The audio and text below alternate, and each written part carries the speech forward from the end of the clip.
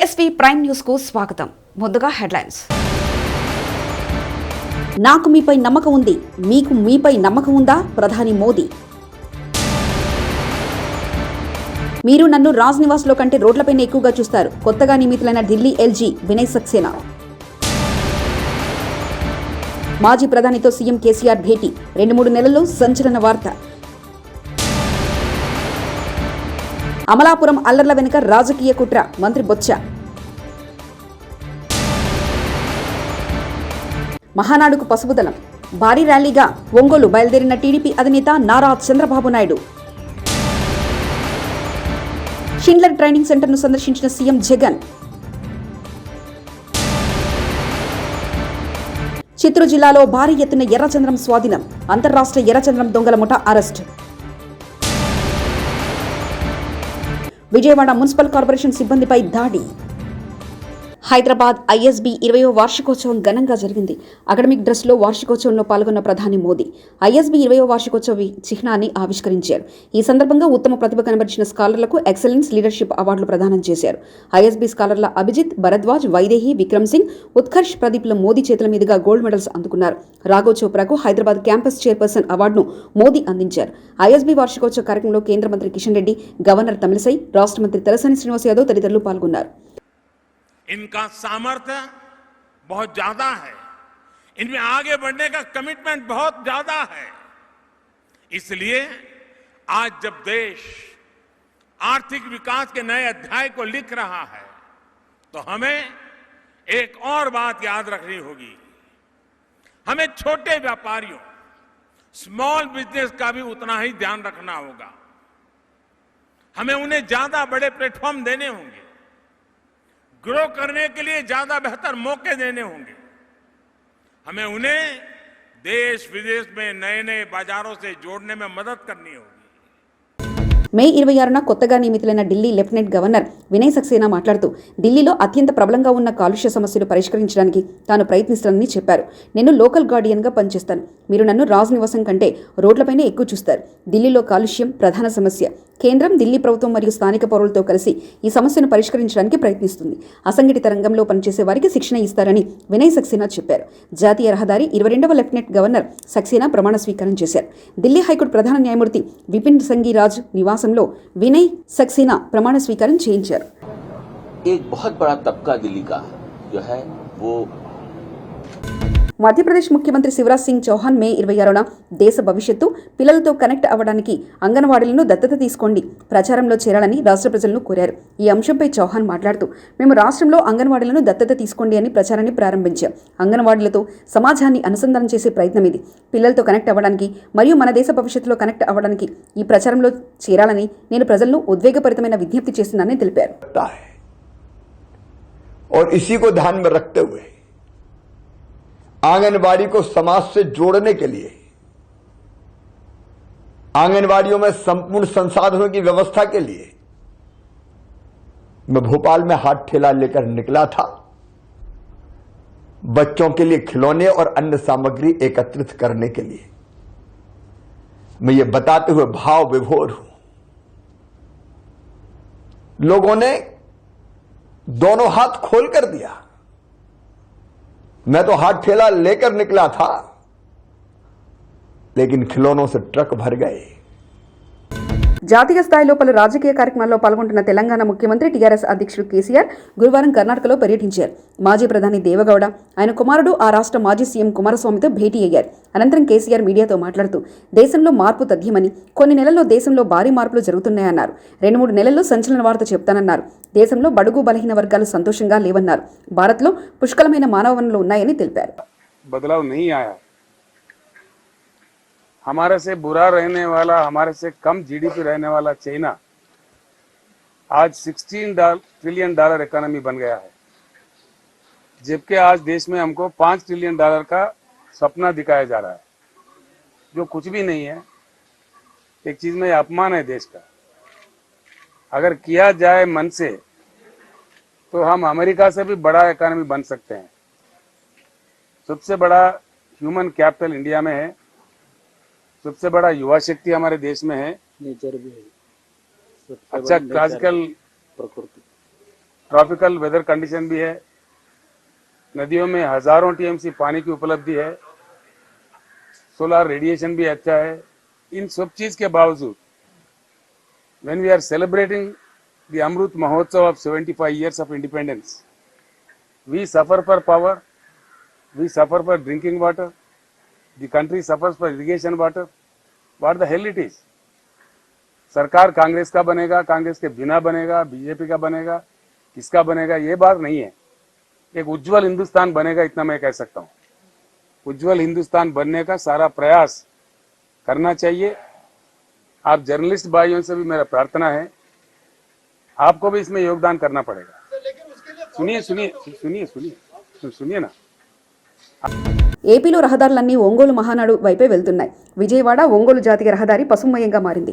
మహానాడుకు వెళ్తున్న టీడీపీ అధినేత చంద్రబాబుకు ప్రకాశం జిల్లా బోలపల్లి టోల్గేట్ దగ్గర అపూర్వ స్వాగతం పలికారు. అడుగడుగున చంద్రబాబుకు టీడీపీ శ్రేణులు బ్రహ్మరథం పడుతున్నారు.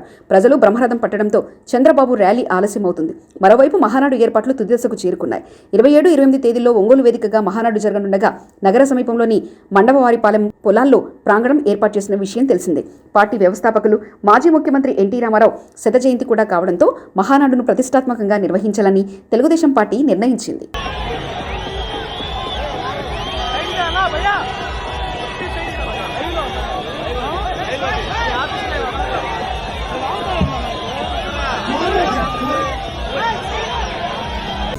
వరల్డ్ ఎకనామిక్ ఫోరం సదస్సులో భాగంగా దావోస్ పర్యటనలో ఉన్న ఆంధ్రప్రదేశ్ ముఖ్యమంత్రి వైఎస్ జగన్ బిజీగా గడుపుతున్నారు. వివిధ కంపెనీల సీఈఓలు, ఫౌండర్లు, ఇతర టాప్ ఎగ్జిక్యూటివ్లతో నిర్విరామంగా సమావేశాలు నిర్వహిస్తున్నారు. ఫలితంగా విశాఖ మచిలీపట్నానికి భారీ ఎత్తున పెట్టుబడులు ఆకర్షించగలిగారు. ముఖ్యంగా ఐటీ, విద్య, భూ రికార్డుల సర్వే, డీకార్బనైజర్ సెక్టార్లో ఇన్వెస్టర్లను ఆకర్షించగలిగారు.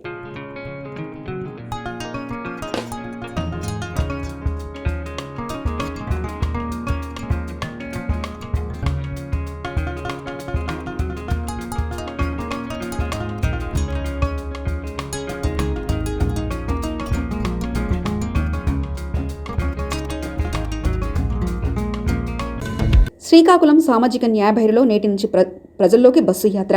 4 రోజుల్లో 4 చోట్ల సభలు. 29న అనంతరం ముగింపు యాత్రలో 17 మంది బీసీ, ఎస్టీ, ఎస్సీ, మైనార్టీ మంత్రులు, 70% మంత్రి పదవులు ఆయా వర్గాలకే ఇచ్చిన సీఎం జగన్ రాజ్యసభ, మండలి నుంచి స్థానిక సంస్థల వరకు అగ్రాసనం సంక్షేమ పథకాల లబ్ధిదారుల్లో 80% బీసీ, ఎస్టీ, ఎస్సీ, మైనార్టీలే.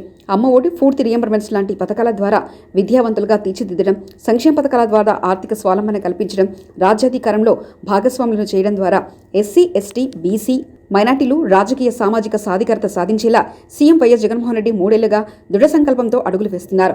శాసనసభ స్పీకర్గా బీసీ వర్గానికి చెందిన తమ్మినేని సీతారాం, శాసనమండలి చరిత్రలో తొలిసారిగా ఎస్సీ వర్గానికి చెందిన కొయ్యే మోషన్ రాజును చైర్మన్గా, మైనార్టీ మహిళ జకియా ఖానంకు డిప్యూటీ చైర్పర్సన్గా అవకాశం కల్పించారు.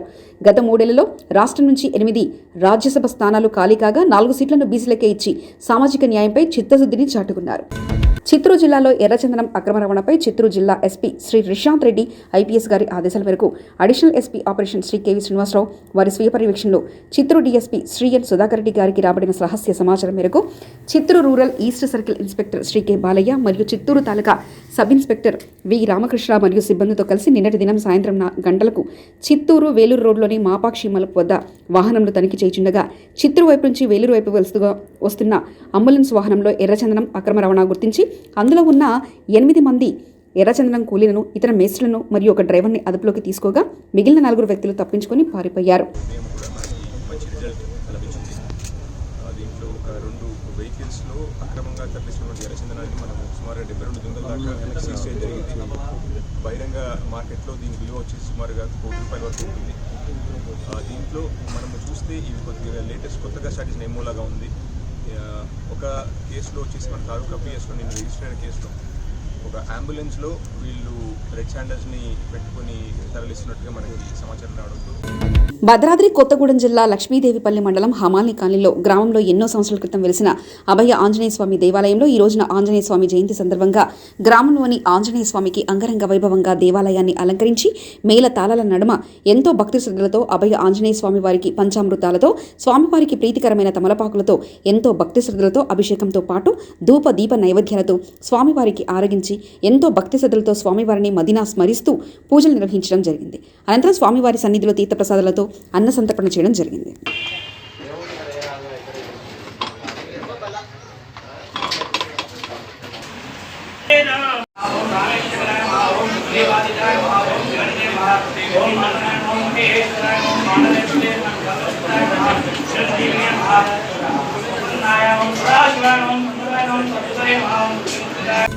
సురవరం ప్రతాప్ రెడ్డి సాహిత్య వైజయంతి ట్రస్ట్ ఆధ్వర్యంలో ఈ నెల 28న సురవరం ప్రతాప్ రెడ్డి విగ్రహ ప్రతిష్ఠాపన జరుగుతుందని డాక్టర్ సుంకిరెడ్డి నారాయణ రెడ్డి చెప్పారు. గురువారం నాడు సోమాజిగూడ ప్రెస్ క్లబ్లో ఏర్పాటు చేసిన విలేకరుల సమావేశంలో ఆయన మాట్లాడుతూ ఉస్మానియా విశ్వవిద్యాలయంలో తెలుగు శాఖలో డిగ్రీ కళాశాల అధ్యాపకులు సేవలందించారని, తెలుగు కవిత్వ పరిణామంపై పరిశోధన చేసి 1990లో డాక్టరేట్ పొందారని ఆయన తెలిపారు. తెలుగు విశ్వవిద్యాలయం నుంచి అనేక పురస్కారాలు, గౌరవాలు అందుకున్నారని ఆయన తెలిపారు. ప్రతాప్ రెడ్డి పేరును Padma Bhushan, doctor Aikya Varaprasad Reddy, doctor Chennaiah, doctor R Seshasastri, doctor Emani శివనాగిరెడ్డికి అవార్డు అందజేయడం జరుగుతుందని, భారతదేశం కూడా ఇవ్వడం జరుగుతుందని ఆయన అన్నారు.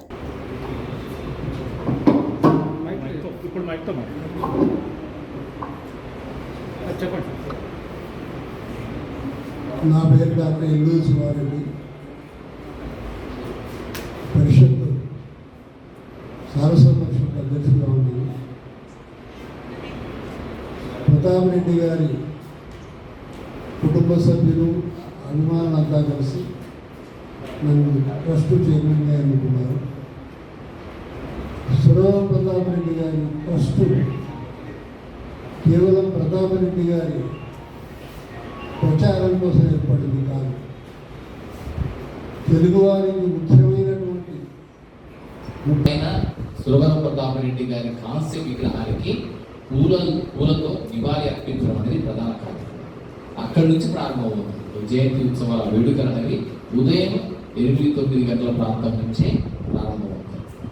ఆ తర్వాత సాయంత్రం 5 గంటలకి రవీంద్ర భారతి, దీంట్లో పొద్దున చేసే పూలమాలలతో సమర్పణ చేయడం కానీ, తర్వాత సురవరం ప్రతాప్ రెడ్డి గారి స్ఫూర్తిని మరొకసారి మన హృదయాల నిండా నింపుకోవడానికి కానీ చాలా మంది. కేదారేశ్వరపేట మామిడికాయలు పాకల వద్ద రోడ్డుకు అడ్డంగా వ్యాపారాలు చేసుకుంటూ ట్రాఫిక్కు తీవ్ర అంతరాయం కలిగిస్తూ వీఎంసీ కమిషనర్కు ఫిర్యాదు అందడంతో కమిషనర్ ఆదేశాల మేరకు అక్రమ నిర్మాణ దళ సిబ్బంది ట్రాఫిక్ అంతరాయం కలిగిస్తున్న వారిని తొలగించారు. దీంతో ఆగ్రహం వ్యక్తం చేసిన వ్యాపారస్తులు అక్రమ తొలగిస్తున్న వీఎంసీ సిబ్బందిపై దాడి చేశారు. దీంతో అక్కడ పరిస్థితి కొంత ఉద్రిక్తంగా మారింది.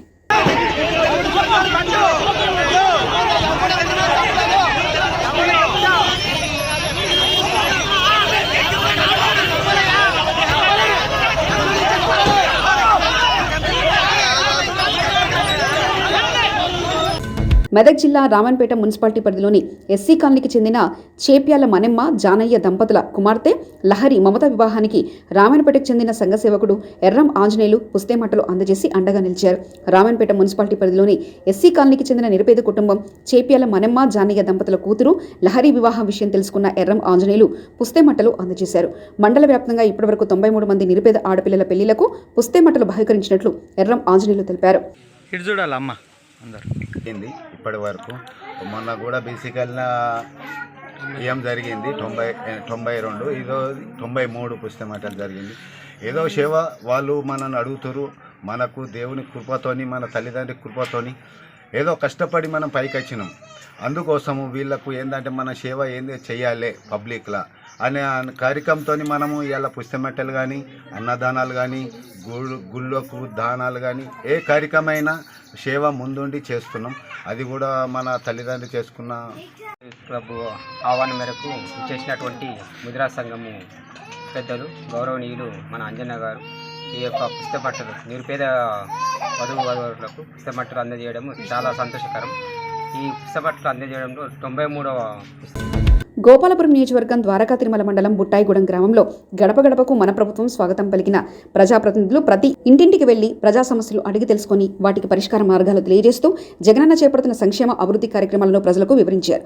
గోపాలపురం ఎమ్మెల్యే తలారి వెంకట్రావు, ఈ కార్యక్రమంలో ఆయన వెంట ప్రతినిధులు, అధికారులు, ప్రజాప్రతినిధులు, పార్టీ నేతలు పాల్గొన్నారు.